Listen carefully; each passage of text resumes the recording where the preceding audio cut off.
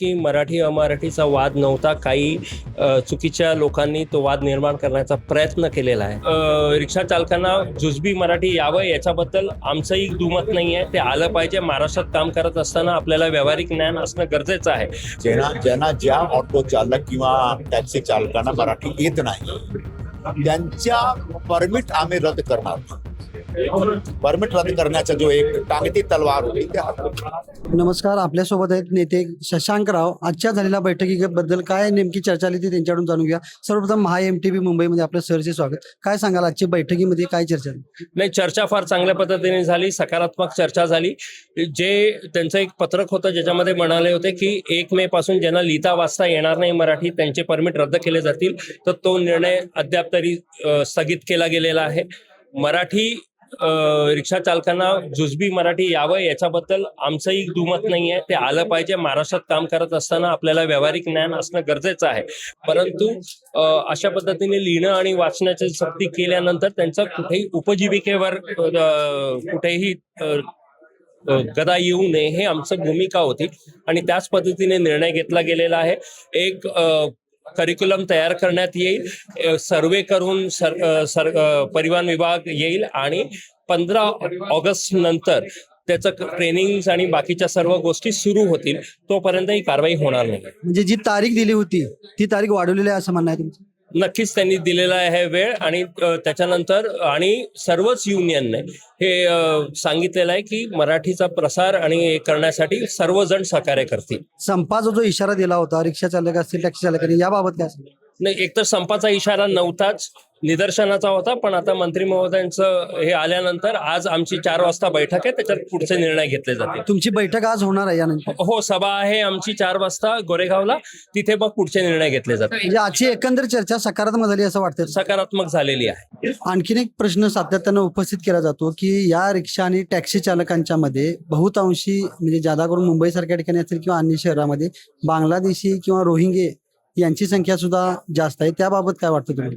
आम्ही आमचं म्हणणं आज स्पष्टपणे मांडलेलं आहे की जर कोणीही बांगलादेशी किंवा रोहिंग्या असतील तर त्यांच्यावरती कडक कारवाई केली गेली पाहिजे आणि त्या अधिकाऱ्यांवर सुद्धा ज्यांनी त्यांना डोमिसाइल सर्टिफिकेट दिले आहे. ही भूमिका आमची स्पष्ट आहे.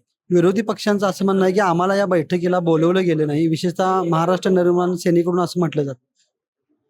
मला माहिती नाही त्याच्याबद्दल, पण बहुतांश ज्यांना आज बोलवलं होतं ते प्रमुख युनियन्स होते आणि त्यांच्याबरोबर संवाद साधलेला आहे माननीय मंत्री महोदयांनी. एकंदर मराठी आणि अमराठीमधील वाद यामुळे सामोपचाराने मिटेल आणि भाषावरून जे काही वाद वयात सुरू आहेत ते मिटतील असं वाटतं तुम्हाला संपूर्ण राज्यभर? असं आहे की मराठी अमराठीचा वाद नव्हता. काही चुकीच्या लोकांनी तो वाद निर्माण करण्याचा प्रयत्न केलेला आहे.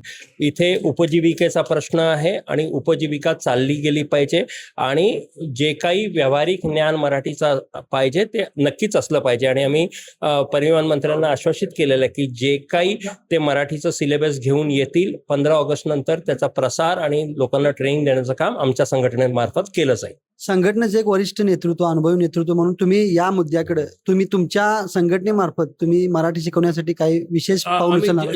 जे काही परिवहन मंत्रालयाकडनं येतील त्याचा प्रसार करण्याचं आम्ही एग्री केलेला आहे.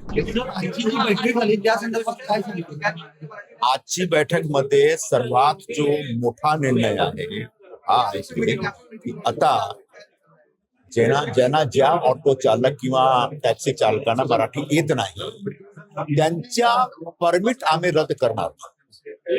परमिट रद्द करण्याचा जो एक टांगती तलवार होती ते हटवली. एक दुसरा विषय 5-6 महिना पुढे ढकलणार. व्हेरिफिकेशन होईल पण फक्त त्यांच्या कागदपत्र चेक केली जाईल, काही ऍक्शन नाही. असा जो सक्तीचा जो विषय तोच वादाचा विषय होता स्वतःचा पुढे ढकलण्यात आलेला आहे. 1 मे पासून महाराष्ट्र दिवस पासून एक व्हेरिफिकेशन तर होईल पण व्हेरिफिकेशन मध्ये सर्व जो परमिट धारक आहे, बॅच धारक आहे, त्यांच्या जो कागदपत्र आहे ते तपासणार. पण त्यांचे परमिट रद्द करण्याचा काही प्रस्ताव नाही आहे सध्या. 6 महिन्यानंतर या 6 महिन्याच्या दरम्यान त्यांना मराठी शिकविण्याचा आम्ही प्रयत्न करणार, त्याच्यासाठी कार्यशाला वगैरे उघडणार. सर ये बताइए, आज की जो बैठक हुई क्या वो सकारात्मक हुई, और क्या जो 6 महीने की आप लोगों की जो मांग थी मोहलत दी जाने की वो भी मान ली गई? हाँ, मोटा मोटी तौर पर माननीय मंत्री महोदय ने कहा है